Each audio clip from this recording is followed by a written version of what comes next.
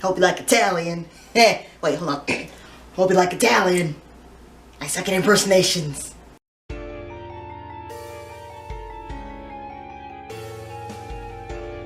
Hello, my lovelies. Welcome back to my channel. And yes, look, I'm not wearing Lolita. Clearly, no. In case you guys forgot, I am also a cosplayer. I just got done doing some TikToks or recording TikToks for, well, TikTok. But obviously, if you couldn't tell already, I'm dressed as Beetlejuice. You can see this is a dress. I ordered this from Amazon. I've had this belt for years, and I did makeup. Hopefully, it still looks like it's sticking. And of course, the wig is from Amazon. So yeah, I'm not a sewer, so I order things or I find things, I tweak them. So I didn't have to tweak this thing much. I could just twist this little tie over here because, you know, Beetlejuice is supposed to look disheveled. This video will not be Lolita related. It's not going to be cosplay related in honor of me dressed as Beetlejuice. It is going to be Halloween related. Every day is Halloween, at least in my head. And it's going to be a story time. I'm going to talk about my experience working in haunted houses. Yeah, I'm pretty sure I mentioned before, I have been working in haunted houses in the span of 9 years, you know, throughout all the time, but not in a row. Out of those 9 years, I worked 5 of those years. So I will, you know, talk about my experiences in the different places I worked at. I will not be disclosing any names of the places because I don't want to get in trouble, or yeah, I don't want to get in trouble. My first place that I worked at, I actually worked at this place 2011 and 2012. I actually worked at an amusement park for Halloween season. Again, I'm not telling you what the place is. And I was working in one of the newer zones, and the application process was pretty interesting. I thought I would have to go in and audition, but it just turns out, like, you know, I was at the amusement park. This was summer 2011, and I saw, you know, Monsters Wanted, and I sent in the application online, and they literally called me like the next day while I was at my internship too. And I'm like, ooh, I need to answer this. And it was basically like a over the phone interview, and you know, they gave me all the information of what day to come in for scare school. I had to come in with like social security information, all that stuff, and you know, and also they offered housing because where I was living, I was an hour away from the amusement park.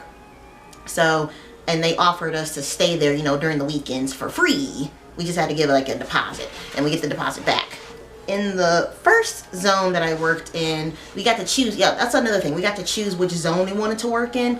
And it was either, you know, pick a haunted house or an outdoor zone.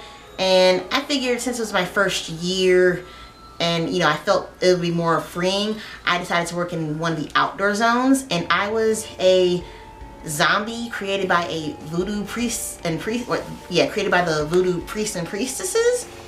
So, and the first night, I was given a mask to wear, but when I got in line to get my makeup done, the person like covered my whole entire face to the point of me not having to wear a mask, which was interesting enough. Then for the rest of the season, they said I would have to wear the mask because it was part of my costume technically. So I was wearing this black dress, and then my face was really white. You know, I was just getting used to, like, I was trying to build up a new character or something like that. And the first night, I got sick. Yeah, I got sick. I threw up, and that's my fault because I didn't drink enough water. First of all, I was out there for 4 hours. I didn't drink enough water, and I didn't really have some snacks because I was also getting hungry. So I was thinking, oh man, this is not gonna work. I can't do this. I can't do this. I don't want to do this. But then my second night, I had enough water with me. I had snacks with me, and I had a blast the second night. So yeah, it was really awesome. So I built up the character named Nightingale, and basically she was a zombie, you know, because she had been murdered by somebody. I don't know if it was a husband or a family member, but and her little niche was she always had her throat slit. So every time I went into the makeup chair, sometimes I did wear the mask when I was supposed to, but sometimes I would sneak the mask away from me just so I just have a full face, because I worked better with like my face out, because I love doing like expressions and stuff like So whenever I got my makeup done, Nightingale's signature look was her neck being slit, and my station outside, I was like at this shack, and I found this rock on the ground, and I decided to bang the rock against the shack, and it made a lot of noise, and it made a lot of people jump. And I remember my catchphrase was always, "Stay out of my shack," or "Get away from my shack. Get away from my shack. This is my shack." And every time, and also at the amusement park, when they would sell those little light up things, some of them would have light up bunny ears, so I would use that for my line too. I'm like, "Bunny rabbits, I don't like bunny rabbits. Bunny rabbits are, I don't like bunny rabbits. Bunny rabbits are stupid. I don't like bunny rabbits. Get out here, bunny rabbit." But yeah, I had a successful year. I had a really fun first year, and I couldn't wait to do it again. Now the second year that I went, I still at the same amusement park, but then I decided to switch zones. So the first zone that I worked in my first year was like a bayou kind of zone, and then the zone I wanted to work in was steampunk theme, and I'm like, yes, I need to be in that zone. I need to be in that zone. So I swapped zones, and I had a blast that night. And that was also the first time a friend of mine worked. She worked at the amusement park with me, and unfortunately she didn't have a good first night, and she was ready to quit. And I told her the same thing happened to me. Don't worry, give it another try. And she stuck it out, and so happy about it.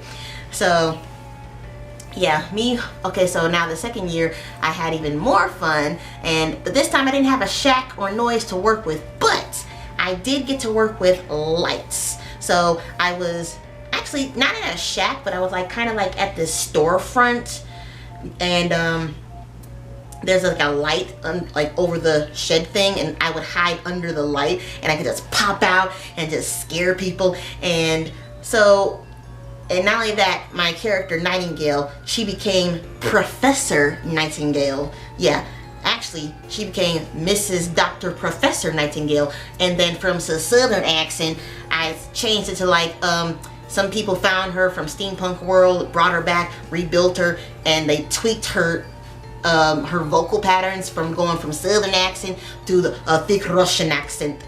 And I honestly can't remember my catchphrases I said. I was just always in a deep Russian accent. Sorry if I'm butchering Russian accent, but this is the accent I was more comfortable with speaking in overall.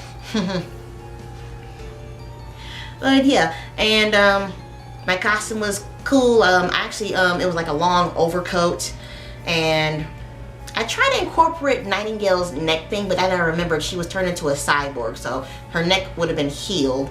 And I just decided to go with the flow, like, you know, go crazy, steampunk and all that fun stuff, like whatever they can do. And my absolute favorite look was probably like this bronze look, and I had cogs over my eyes, and like I had these like lines on my face. I think I'll have a picture if I find it up there. I'm just showing all the pictures. I'm just gonna like show all the pictures, like flashing through them, flashing through this. So yeah, I was loving my steampunk self. And then the following year, I was so excited to work again at the amusement park. However, I had gotten a new job, and I told them I wouldn't be available to work on the weekends because I had that job. But they said, "Oh, you're new and you can't say what kind of schedule you have. You have to work with our schedule unless it's based on your school, not another job." See, that's the thing. Like, I was working at that stupid job. I hated that job so much. I'm glad I don't work there anymore. It was just for me to earn some extra cash. They said I couldn't not work on the weekends because they needed extra people on the weekends. So, and I was excited to work at the amusement park again that year, and I was going to change my zones. I was going to work in the clown zone, which I was really excited about. But again, that job place that I was working at was being stupid and wouldn't let me go, and I just should have quit. But then it's like either the seasonal job or that job, and So with a heavy heart, I had to take a break from scaring in, I think it was 2013. But in 2014, after I graduated college, I moved back home, and I decided to try my luck again with working at a haunted house that was like 30 minutes away from where I lived, and it was heavily reviewed in the on Travel Channel actually as like the biggest haunted house. Again, I'm not saying what house it is. If you want to Google it, go right ahead.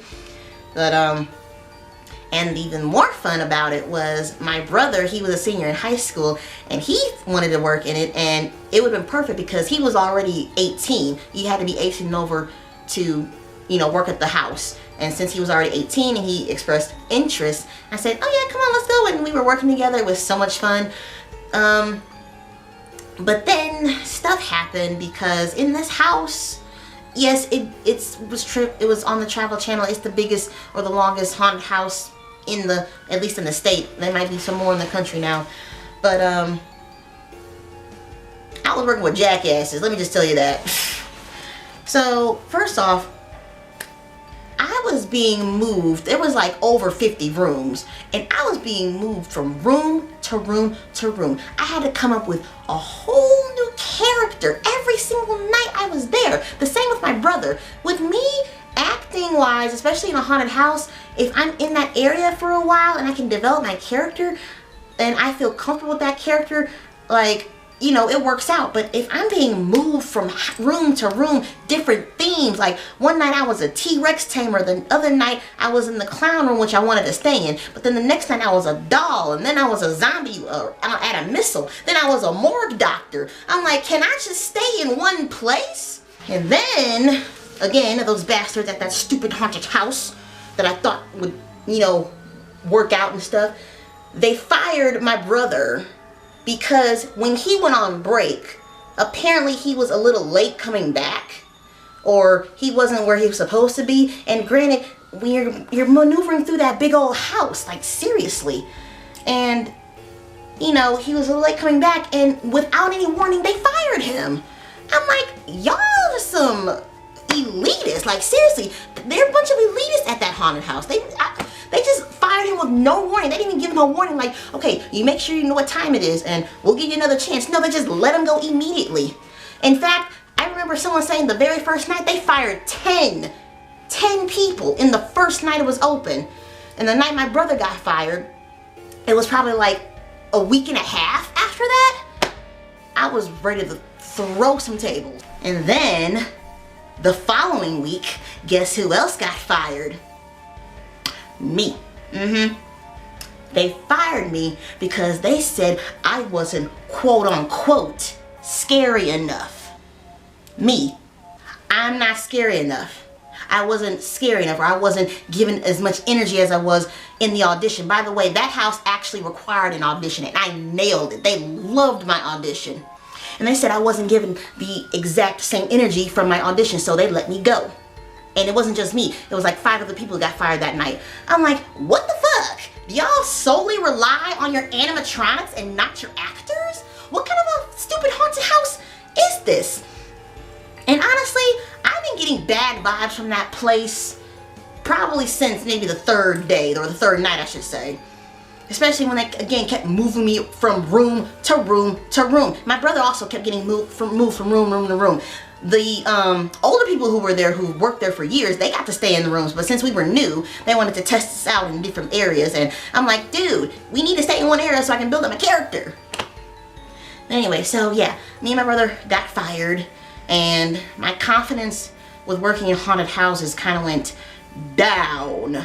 Like, psh, like, I didn't even want to try anymore. Like, I know it's crazy to not let somebody break your spirit, but again, I was like, I was 24 at the time, so I was still very vulnerable. So me and my brother got out of there. They still paid us, but the funny thing is, so when I was working at the amusement park, they paid us bi-weekly, but at this second haunted house, the second haunted house that I worked at, they said they weren't gonna pay us until like the end of the season. I'm like, how you not gonna pay us till the end of the season? We might need money now. But we got our checks. It was just a rough year. So again, my confidence with scaring kind of went